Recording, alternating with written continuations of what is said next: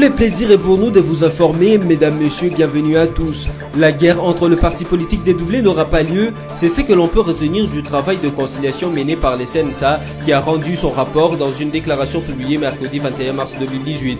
Pour parvenir à cette fin heureuse, la commission ad hoc du CNSA a travaillé avec le document lui transmis par les partis en conflit, ainsi que les données collectées lors des auditions de celles-ci. Et puis la Fédération des entreprises du Congo FEC n'a pas tardé de répondre à l'accusation formulée dans un courrier par les 7 entreprises minières au chef de l'État depuis le 8 février 2018.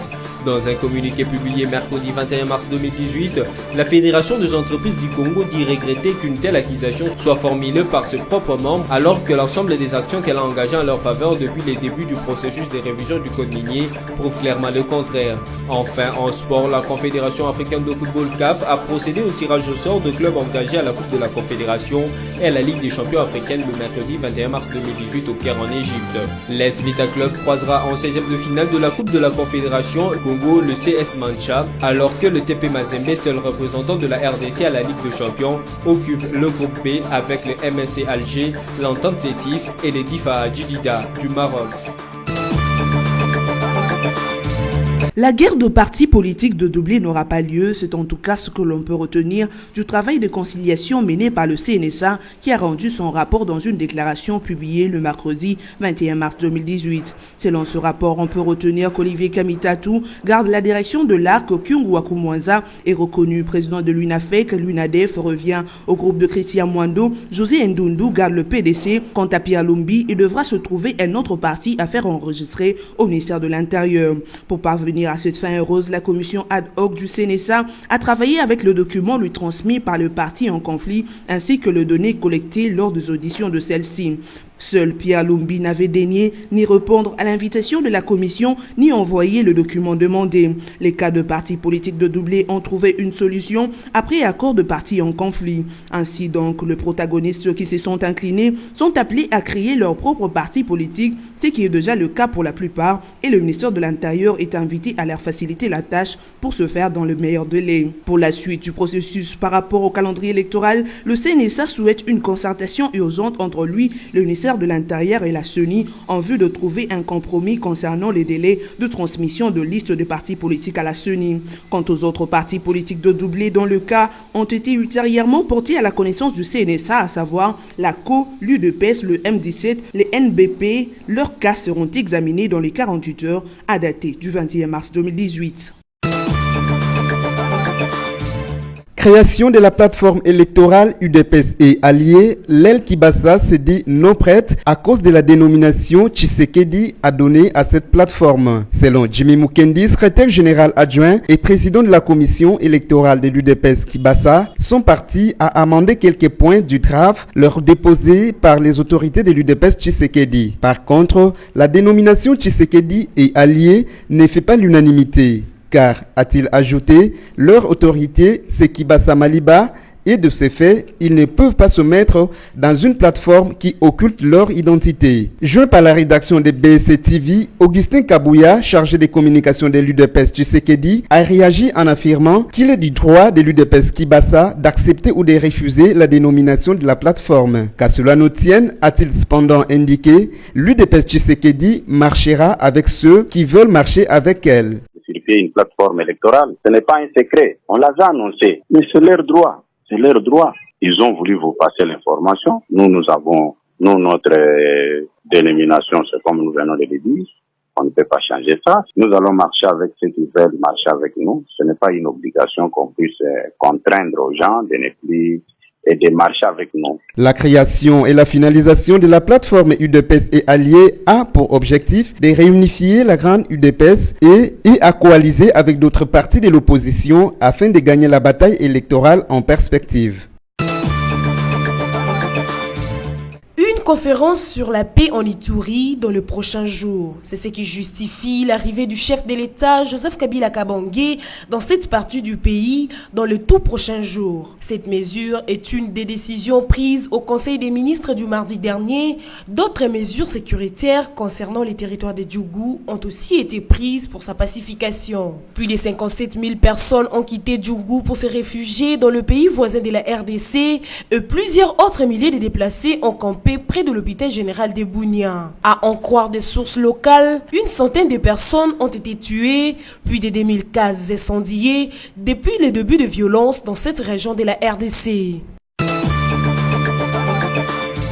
11 détenus se sont évadés de la prison centrale de Ouacha, dans la province de Haut-Uélé. C'est le président du tribunal de paix, Jean-Marie Diadia, qui a livré cette information le mercredi 21 mars 2018. Selon lui, ces prévenus étaient poursuivis pour vol, viol à main armée et meurtre qualifié. C'est sous une forte pluie que les détenus ont saisi l'opportunité pour s'évader, a ajouté Jean-Marie Diadia. Ils auraient profité de l'inattention des policiers commis à la garde pour se soustraire de la maison centrale de Ouacha. Dans son analyse de l'événement, le président du tribunal de paix a attribué cette évasion à la liturgie du gouvernement congolais qui n'a pas réhabilité cette prison avant cette escapade massive des prisonniers. Il affirme en outre que cette prison n'existe que de nom vu son état de vestuté avancé. Une situation qui favorise l'escapade car 2 semaines plus tôt, 10 autres condamnés dont une femme s'étaient évadés de la même maison pénitentiaire. La Fédération des entreprises du Congo, FEC, n'a pas tardé de répondre à l'accusation formulée dans un courrier par le 7 entreprises minières au chef de l'État congolais, Joseph Kabila, depuis le 8 février 2018. D'après le 7 géant du secteur minier, la FEC n'a pas suffisamment joué son rôle de promotion de leurs intérêts durant la période des révisions du code minier. Dans un communiqué publié le mercredi 21 mars 2018, la FEC dit regretter qu'une telle accusation soit formulée par ses propres membres alors que l'ensemble des actions qu'elle a engagées en leur faveur depuis le début du processus de révision prouve clairement le contraire. Suite à ces désaccords, les entreprises minières ont quitté la Fédération des entreprises du Congo.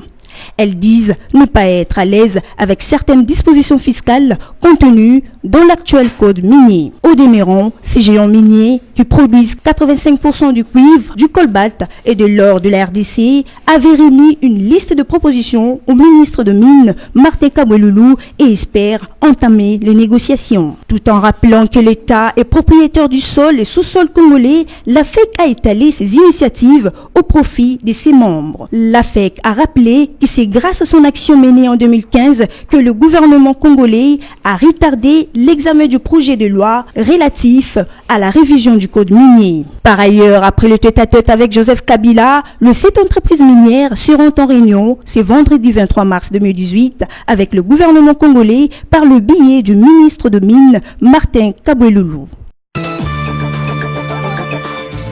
Le fidèle kimbangiste du monde entier célèbre à Kamba du Nouvelle-Jérusalem ce jeudi 22 mars 2018 le centenaire de la naissance de Diangenda Coutima, fils cadet du prophète Simon Kimbangu et premier chef spirituel de l'église kimbangiste. Les kimbangistes se sont préparés massivement afin de répondre à l'appel de Simon Kimbangu Kiangani, chef spirituel et représentant légal de leur église. En marge de cette célébration, le plus grand événement culturel demeure l'inauguration du musée Simon Kimbangu construit en Kamba, dans la province du Congo central. Le fidèle kimbangiste se souvient à ces jours du baptiseur de leur église. Diangenda Coutima demeure une personne remarquable. Après Papa Simon Kimbangu, Mama Mwilu, c'est lui qui a conduit le mouvement kimbangiste de la clandestinité à sa reconnaissance officielle. Aujourd'hui, l'église kimbangiste est devenue universelle, grâce à la vision de Diangenda Coutima qui a fait entrer l'église dans le conseil œcuménique des églises entre 1969 et 1974 à l'ACETA et plus tard à l'Organisation des églises indépendantes. Ainsi, sur le plan social, Papa Fuma Longo, comme les fidèles kimbangistes l'appellent affectueusement, a construit hôpitaux et écoles grâce aux cotisations des fidèles. Pour rappel, Joseph Diangenda Coutima, né le 22 mars 1918 à Kamba, en République démocratique du Congo, alors Congo belge, est mort le 8 juillet 1992 à Genève. Troisième et dernier fils de Simon Kimbangu et de Marie Mwilu Kiawanga. Jusqu'aujourd'hui, Diangenda Coutima est considéré comme l'une des plus grandes personnalités religieuses congolaises.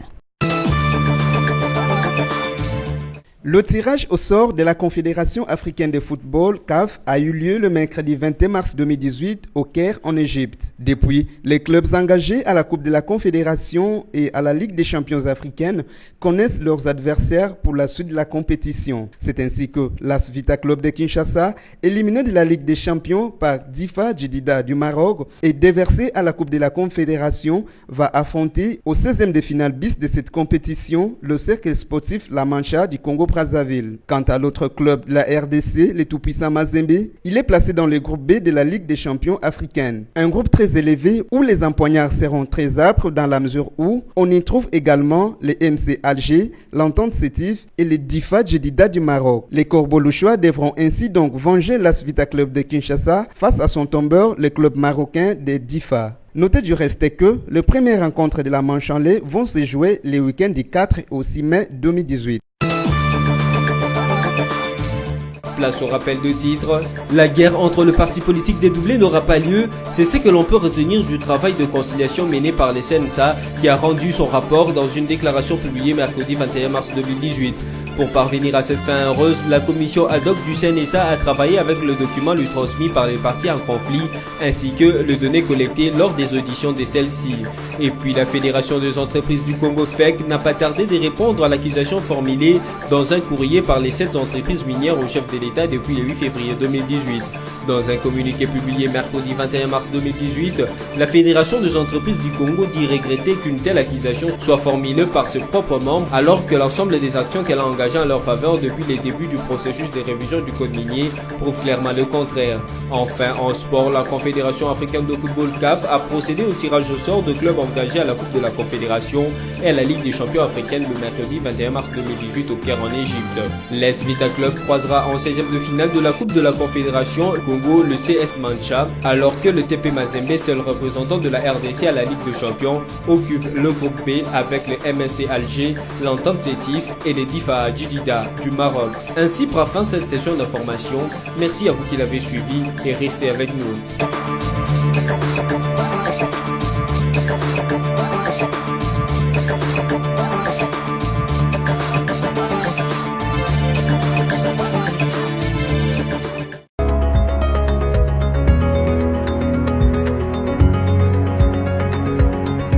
Mesdames, Messieurs, bienvenue à la lecture de journaux parus en ligne ce jeudi 22 mars 2018. Ouvrons cette revue de presse avec le site Congo Virtuel qui titre sa manchette de dédoublement de partis. Voici le rapport du CNSA.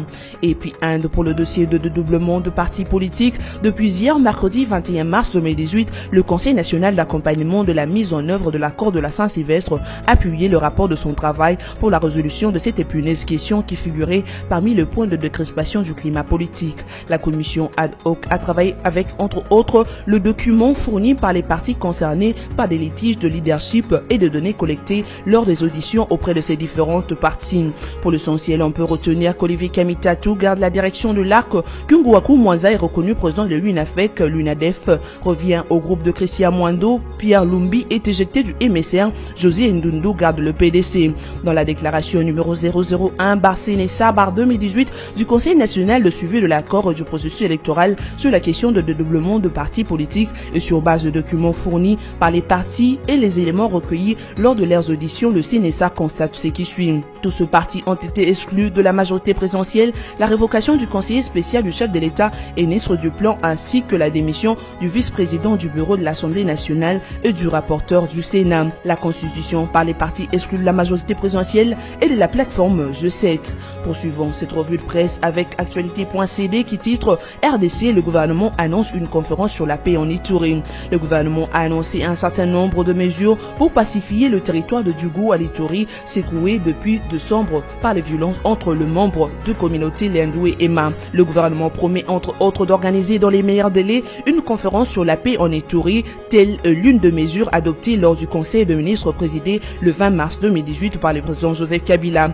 Les mesures annoncées sont consécutives à la mission effectuée par les vice-premiers ministres en charge de l'intérieur en Henri Mova dans la province de l'Ituri.